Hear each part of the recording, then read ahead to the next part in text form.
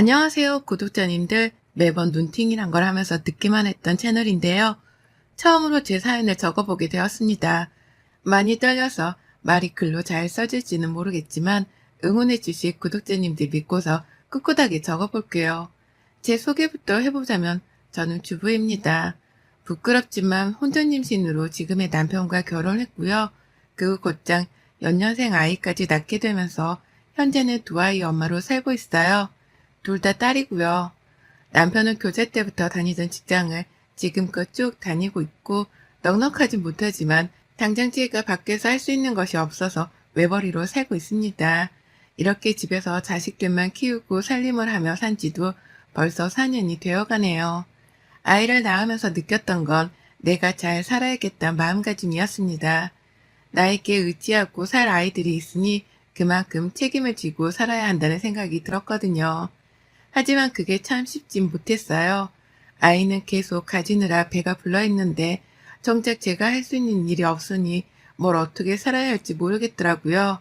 남편도 처음엔 안 그러더니 언젠가부터는 자꾸만 혼자 벌어오기 힘들다. 네가 밖에서 돈을 벌어봤냐? 라고 하면서 돈 타령을 하기 시작했고 말이죠. 남편이 진심으로 저에게 상처를 주기 위해서 하는 말이 아니란 걸 잘 알기는 알았습니다. 하지만 이런 말을 들을 때면 가슴에 비수가 꽂히는 건 어쩔 수가 없더군요. 나 혼자 자식을 낳은 것도 아니고 나 혼자 낳자고 한 것도 아닌데 애는 저 혼자 키우는 느낌이었달까요? 그러다 보니 감정적으로 힘들어서 그런지 부부싸움이 사소한 것에서 시작되는 일도 많았고요. 부끄럽지만 아이들 앞에서 부부싸움을 하는 모습을 보인 적도 있었고요. 이렇게 살며 간당간당하게 하루를 살아가는 저였습니다.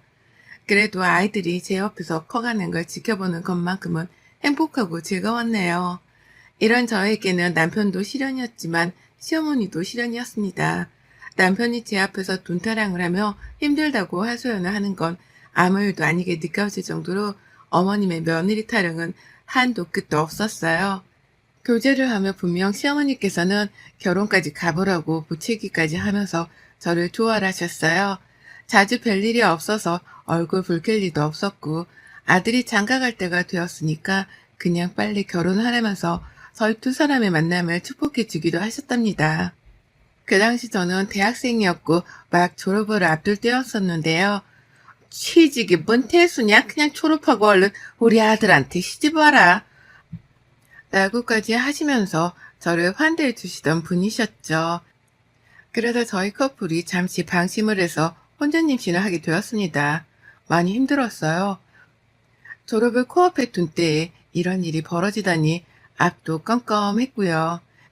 그 당시까지만 해도 어머님께서는 어쩔 도리가 없다고 생각을 하신 건지 일단 결혼을 수락해 주셨습니다.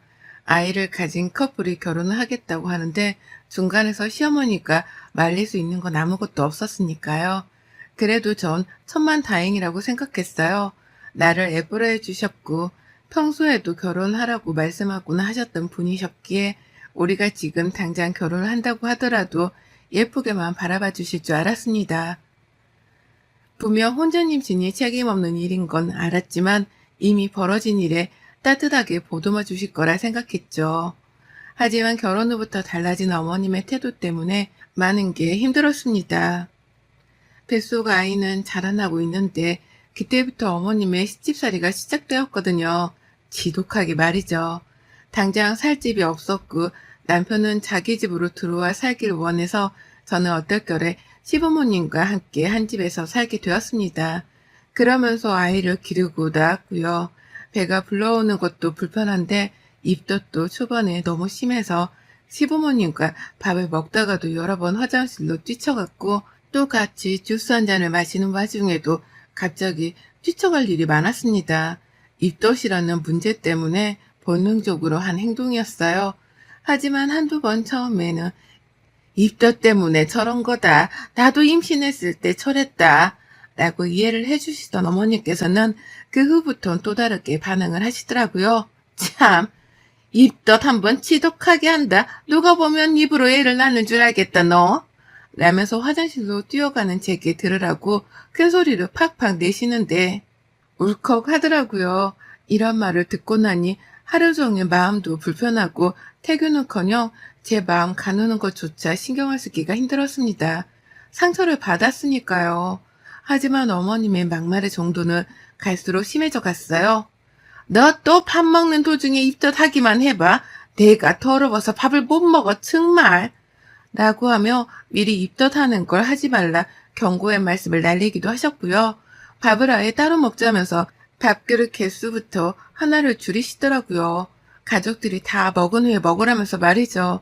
완전히 말만 며느리였을 뿐 저는 이 집안의 콩쥐와도 다름이 없었습니다. 남편도 저를 구박하는 시어머니를 말릴 생각이 없는지 이따 내가 국 다시 끓여서 줄게 라고 하면서 어머님의 말씀에 동조를 하기까지 하더라고요. 따로 먹는 게 좋겠다고 말입니다. 어찌나 머리가 띵하던지요.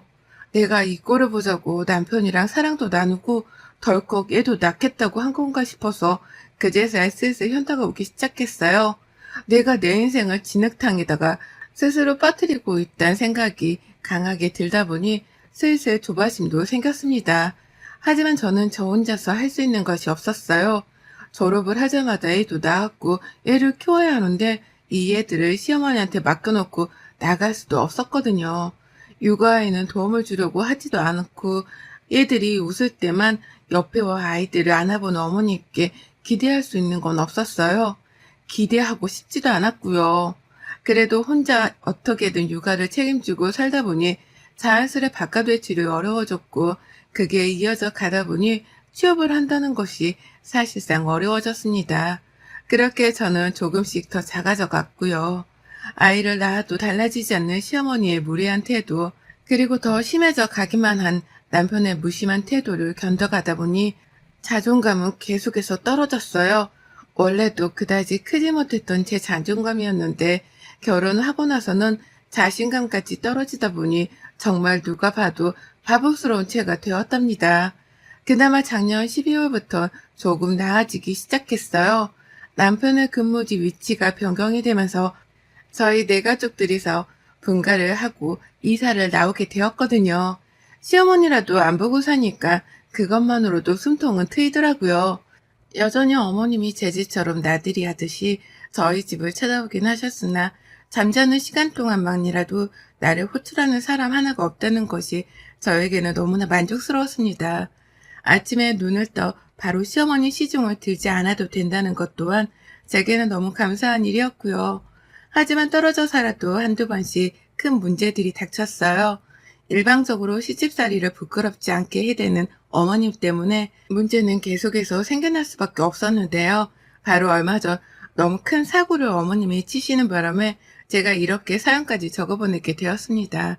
아무리 생각해도 한심스럽고 쌍욕이 절로 튀어나와서 저 혼자 꿈쳐두고 알기엔 답답했거든요. 오만 군데에 다 소문이라도 내서 시어머니께 개망신이라도 시켜주고 싶었네요. 얼마 전 시어머니 생신이었어요. 뭐 대단한 사람도 아니고 제게는 부정적인 이미지가 너무 큰 분이어서 생신을 특별하게 챙겨드리고 싶은 마음은 없었습니다. 그래도 시어머니시니까 챙겨드리는 신용은 꼭 해야 했어요. 그런데 육아하고 집안일하며 답답한 와중에 어머님이 자신의 생일 얘기를 먼저 꺼내시더라고요. 내가 이제 곧 생일이잖냐 라고 하시면서 말입니다. 늘 매년 며느리한테 생일밥은 꼭 얻어먹어야 직성이 풀리시는 분이어서 제가 생신 날짜는 늘 기억을 하고 있었습니다. 그런데 이번에 어머님이 좀 색다른 말씀을 하시더라고요. 생신밥을 집에서 며느리한테 얻어먹는 게 아니라 밖에서 친구들하고 파티를 하고 싶다는 거예요. 여러 친구들을 우르르 데려와서는 우리 어릴 적에 파티를 하고 놀았던 것처럼 말입니다. 잠깐 어머님이 노망이라도 났나 싶었습니다. 한두 살 먹으신 분도 아닌데 갑자기 무슨 파티를 무슨 돈을 어디서 구해와 해드려야 하나 싶어 저도 머리가 지끈거렸죠. 근데 더 자세히 어머님의 말씀을 들어보니까 파티를 하는 아이디어는 최측근인 어머님의 친구분을 통해서 나왔더라고요. 어머님의 친구분이 최근에 자식들이 열어준 생일 파티를 하셨던 겁니다. 그냥 사람들 여럿을 불러서 같이 큰 식당 안에서 밥을 먹고 노래방 기기로 노래 부르면서 노는 노년층의 파티 말이죠. 어머님은 이 친구분의 생일 파티를 상당히 부러워하면서 그 집 자식들이랑 며느리들이 말이야. 라고 말씀을 하셨어요.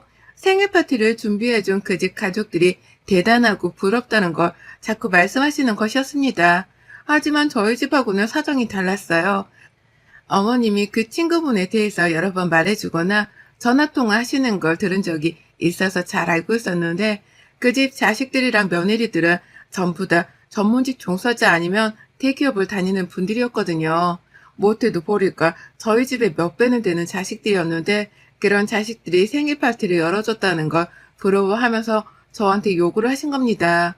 똑같이 노래방 기기를 들고 와서 친구들이랑 노래 부르고 떠들며 놀 수 있는 파티를 만들어 달라고 말이죠.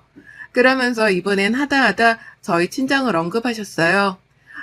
네가 돈이 없으면 네 친정에다가 부탁을 해도 됐고 생각해봐라. 너 결혼하면서 들고 온 혼수도 별로 없었고 크게 들고 온 거라고 해봤자 펠소가이밖에 더 있었냐? 이제라도 늦지 않았으니 네 친정에 잘 말해서 시애미 호강 좀 시켜줘라. 라고 하면서 금전적인 도움을 저희 친정에서 받아도 된다고 하시더라고요. 제가 가정주부라서 모아놓은 돈이 없는 걸 아시고서는 아주 당당하게 친정까지 이 수면 위에 끌어올리신 겁니다. 이 상황에서 거절을 하는 게 분명 맞았으나 평생 한번 잔치를 열어달라는 건데 그걸 거절하면 너는 사람도 아니라고 막말을 퍼붓는 어머님을 이길 재간은 없더라고요. 생신은 다가오고 뭔가 하긴 해야 하는데 옆에서 어머님은 잔치만을 열어달라 조르고 계시니 별다른 방도는 없었어요. 일단은 알겠다고 대답을 했을 뿐인데 어머님은 가고 싶어하는 식당 이름이랑 주소 그리고 전화번호까지 단박에 알아내서는 제게 보내오셨습니다. 얼른 연락해서 자기 잔치 예약이라도 빨리 해놓으라고 말이죠. 이럴 때 보면 지체 없이 행동으로 옮기시는 게 참 대단하다 싶으면서도 도대체 뭐 때문에 잔치까지 열며 우리 형편에 생신을 축하드려야 하나 싶어 골이 때렸어요. 그래도 평생에 한 번이라고 하는 걸 보면 환갑 때 따로 잔치를 못 가지고 어영부영 보낸 것이 속상하셔서 저러는 건가 싶어 안쓰럽기도 했습니다. 그리고 전 어머님 말씀대로 친정의 도움을 요청해서 돈을 꿔야 하나 생각도 했지만 도저히 그러지는 못할 것 같아서 남편에게 도움을 청했죠. 어머님이 잔치를 열고 싶어 하시는데 같이 좀 준비를 할 수 없냐고 말이죠. 남편도 시어머니를 전혀 이해하지 못했지만 저한테만큼 독촉 전화를 해오면서 잔치를 열 거라고 졸라대는 어머님을 말리지 못했답니다. 그리고는 제가 총대를 메고 식당부터 예약했네요. 식당을 예약하는 데 있어서 예약금이 있었어요. 노쇼가 일어날 경우 발생할 손해를 방지하기 위해서 미리 예약금을 걸어두는 것이었죠. 어머님 말씀으로는 15 정도의 손님을 초대할 거라고 하셨고 그래서 그 인원에 맞게 예약을 했습니다. 거기가 뷔페였는데 인당 가격에 맞춰 절반인 분의 예약금을 받길래 20만 원 정도를 먼저 지불했어요. 식당 예약이 처음이라서 이게 다른 식당에서도 이런 식으로 예약을 받는 건지는 알 수 없었지만 다른 식당은 가기 싫다고 하던 어머님의 말씀이 떠올라 그냥 되는 대로 일단 예약을 하고 선 예약금 지급을 했습니다. 돈은 남편이 대줬고요. 이 사실에 대해서 시어머니는 아무것도 모르고 계셨어요. 그저 제가 저희 친정에서 돈을 빌려다가 예약금으로 식당 잔금이며 다 치르는 줄로 알고 계셨죠. 그래서 더 싱글벙글 좋아하라 하면서 생일날만 기다리셨고요. 생일을 코앞에 둔 상황에서까지 케이크를 준비하고 노래를 부를 때 어머님들이 흔들고 소리내 탬버린까지 있어야 완벽하다며 저를 아주 들들 볶으셨습니다. 다 준비가 잘 되고 있는지를 말로 계속 쪼으니까 저도 정신이 하나도 없었네요. 애들 키우면서 밖에 나가 어머님 생신잔치 준비물들을 챙기느라고 숙제를 하는 기분이 들기도 했고요. 그런데 생신 당일날, 그것도 무려 당일날, 전날도 아닌 바로 그 당일날 혼자서 아침부터 부랴부랴 애들 밥 먹이고 씻기고 시어머니 생신잔치를 준비한다고 누구보다 정신없이 바쁜 하루를 시작하고 있었습니다. 오전에 이미 케이크 주문해 놓은 거 애 들쳐업고 가서는 픽업도 해왔고요. 탬버린을 준비하라고 해서 아직 초등학교도 안 들어간 애들을 데리고 동네 문방구를 찾아 돌아다니다가 비스무리한 장구 같은 걸 겨우 마련했어요. 남의 노래방에 가서 사정하고 몇 개 빌려오려고 한 걸 겨우 장구로 대신하고자 마음먹고서는 비장한 마음으로 잔치가 열릴 식당을 이르게 찾아갔습니다. 그리고 애들을 그냥 풀어놓은 채 잔치 시간이 다가오는 거에 앞서서 손님을 기다리고 있었어요. 시어머니가 굳이 일찍 도착을 해서 먼저 손님을 맞이하고 있으라고 시키셔서 시키는 대로 하는 중이었습니다. 그런데요, 아무리 기다려도 개미 한 마리 나타나질 않더라고요. 정말 아무리 기다려도 말이죠. 오죽 했음 직원들도 누가 오는 거냐며 한 번씩 지나가다 물어보기 시작했고, 저도 슬슬 똥줄이 탔죠. 하지만 시어머니는 약속 시간을 겨우 10분 남겨놓고서야 저의 독촉 전화를 안 받다 겨우 받으셨습니다. 그리고 전 딱 한마디만 들었어요. 안 가! 라는 대답이요. 어디냐고 물었더니 말씀이 없으셨고, 어머니! 라고 다급히 묻는 제 말에 시어머니가 안 가! 라는 대답을 하고 전화를 툭 끊어버리셨어요. 사람을 똥개훈련 시키는 것도 아니고 긴 시간 동안 달달 볶아가면서 이거 해라 저거 해라 잔치 준비를 시켜먹더니만 갑자기 약속 시간을 꼴랑 몇 분 앞두고서 안 온다는 선전포고를 하신 거예요. 앞에서 직원들은 누가 봐도 제 전화 목소리에 귀를 쫑긋거리고 있다는 듯이 자꾸만 저를 쳐다보고 있었는데 시어머니는 제 귀에 대고 안 온다는 폭탄선언을 해버리셨으니 저로서는 그 상황에서 당황해 얼굴이 붉혀지고 말았습니다.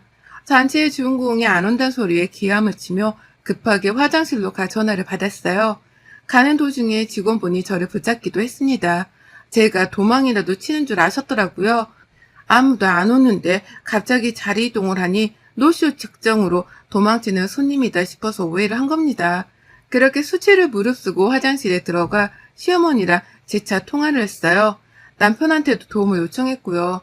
하지만 남편은 제 문자를 읽고도 답을 하지 않았고 시어머니는 제 전화를 다시 받자마자 괜찮다는 듯 짜증이란 짜증을 다 부려가면서 전화를 받으셨습니다. 아유 진짜 나 안 간다고 방금 말했잖아. 가기 싫어. 잔치고 뭐고 아무것도 안 해. 그년들이랑 싸워서 어차피 올 사람도 없어. 라는 대답과 함께 이번에도 일방적으로 전화를 끊어버리셨어요. 그리고 전 소리 없는 핸드폰을 치켜든 채 잠깐 화장실 문만 바라보다가 그제서야 정신이 하나둘 들기 시작했죠. 지금 이 상황은 시어머님이 판을 벌려놓고는 혼자 뒤늦게 발을 빼버린 상황이라는 걸 말입니다. 그리고 그로 인해 모든 피해와 원망, 그리고 금전적인 배상까지도 모두 다 내가 책임져야 한다는 걸 말이죠. 화장실 밖으로 나가기가 너무 창피하더군요. 나가보니 아니나 다를까 직원 몇 분이 그 앞에 서서 저를 기다리는데 아무래도 아무도 안 올 것 같다고 말을 하니 여기저기 원망과 짜증이 섞인 표정으로 저를 보기 시작했습니다. 그리고 전 그 자리에서 예약금을 받지도 못한 채 음식 준비를 해놓은 것에 대한 배상을 해야 한다는 직원분의 독촉을 전해 들었죠. 예약을 거는 순간 노쇼에 대한 배상을 해야 한다는 것에 동의를 한 것과 다름이 없다면서 말이죠. 노래방 기기를 굳이 준비해달라고 해서 굳이 가장 깊숙한 방에 기기까지 옮겨서 방 세팅을 해놨는데 이제 와서 파티를 안 한다고 하니 모두가 다 멘붕에 빠졌습니다. 직원들은 직원대로 그리고 저는 저대로 말이죠. 친구들이랑 생일 전날 싸운 것도 기가 막혀 죽겠는데 그걸 이유로 약속 시간 몇 분 전에 못 간다고 통보를 하는 이런 똥매너의 시어머니를 결코 용서하기 싫었어요. 나를 얼마나 개차반으로 봤으면 이런 말을 진작 말해줄 생각도 못한 채 그저 무작정 통보를 하셨을까 싶어 괘씸하기도 했고요. 일단 제 핸드폰을 막 떠났습니다. 다시 식당에 돌아와 보상을 하겠다는 의미로 말이죠.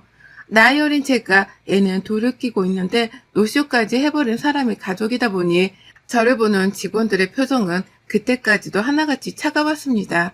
하지만 전 꿋꿋해야만 했고 그 상황을 뚫고 나오며 보채는 애들을 따라 결국 식당 앞에 쭈그려 앉아 울음을 터뜨리려고 말았습니다. 내가 왜 안 당해도 될 이런 시선과 무안을 받아가면서 시어머니의 시중을 들어야 하나 싶어 인생 자체가 쪽이 팔리다 못해 한심스러웠거든요. 그리고 그날 전 집에 아이들을 놔두기만 하고선 남편이 퇴근을 하자마자 바톤 터치를 하고 바로 시댁으로 향했습니다. 시댁 간다는 제 말에 남편이 처음엔 그러려니 했는데요. 오늘 끝장을 보고 올 거니까 상관마. 라는 말로 도망치듯 집을 나가는 저를 보더니만 뒤에서 애타게 저를 불러대더라고요. 하지만 전 남편을 무시한 채 시댁으로 향했고 시댁으로 가자마자 절 보고 무안한지 왜 왔냐고 대충 묻고는 TV로 시선을 돌리는 시어머니를 보며 차라리 다행이라는 생각으로 안방에 쳐들어갔네요. 들어가자마자 문을 걸어 잠갔고 충분한 시간 동안 방 안에서 시어머니의 가방이며 옷장을 뒤졌습니다. 시어머니가 쓰는 카드를 찾으려고요. 그제서야 밖에서 TV를 보려고만 하시던 시어머니가 안방까지 찾아오셔서는 방문을 두드리며 열라고 보채더라고요. 왜 잠궜냐고 왜 들어가 있냐며 막 문을 두드리며 보채는 그때 저는 시어머니의 카드를 찾아냈습니다. 혹시나 싶어서 지갑 안에 든 카드랑 카드는 모조리 다 빼내왔어요. 그리고 난방문을 확 열자마자 야! 라고 소리치는 시어머니께 왜요? 라고 더 크게 복식호흡을 하며 소리를 내질러버렸죠. 눈에서 살기라도 느낀 거지. 어머님은 제 대답에 눈을 크게 뜨고 올려다 보더군요. 그 꼴을 보며 전 되도 않는 게 자꾸 소리는 질러? 라는 큼지막한 혼잣말을 남기고서는 집을 나섰습니다. 그리고 곧장 식당으로 달려가서 시어머니의 카드로 결제를 해버렸어요. 노쇼 비용 말입니다. 잔치 준비하며 들어간 그 돈을 시어머니 카드로 메꿨고요. 시어머니는 결제 문자로도 받은 건지 그제서야 저를 찾는 전화를 하시는데 일단 무시했어요. 집 가는 길에 너무 배가 고파서 혼자 분식집 들어가 시어머니 카드로 분식도 결제했고 다 먹고 집에 갔더니만 남편도 멘붕에 빠져있더라고요. 오늘 일이 어떻게 되어가고 있는 거냐면서 말이죠. 제 눈이 여전히 시어머니에 대한 분노로 반쯤 돌아가 있었는지 남편은 결혼하고 처음이다시피 제 눈치를 보고 있었습니다. 말 한마디에 눈가를 쏘아대며 쳐다봤더니만 어디 다녀와? 라면서 말까지 더듬더라고요. 그래서 전 사실대로 말했습니다. 시어머니가 아까 말했던 대로 식당에 노쇼를 했고 지금 시어머니 카드 뺏어다가 노쇼 비용을 결제하고 오는 길이라고 말이죠. 그러면서 말 끝에 저도 모르게 욕이 튀어나왔고 머리를 휘 저으면서 미쳐 날뛰겠다는 듯한 행동을 취하며 허공을 노려봤더니만요. 하루 종일 제 연락은 씹으며 모른 척하고 있던 남편이 고개를 끄덕거리면서 잘했다는 듯한 행동을 보이더라고요. 잘하고 왔다고 말이죠. 시어머니 카드 뺏어온 것도 잘했고 그걸로 노쇼 비용을 결제하고 온 것도 잘했다면서 더는 말도 안 했습니다. 그래서 전 시어머니 카드를 남편에게 던지며 알아서 건네주라고 했죠. 저는 시어머니를 꼴도 보기 싫었습니다. 그리고 그날 밤 시어머니는 느지막이 시아버지와 함께 저희 집을 찾아오셨고요. 남편은 시어머니를 집안에 들이지 않는 대신 현관 밖에서 카드를 돌려주고 내보내셨습니다. 얼핏 듣기로는 시어머니가 왜 집안에 들이지 않는 거냐며 따져묻는 소리가 흘러나오기도 했는데 남편이 그러더라고요.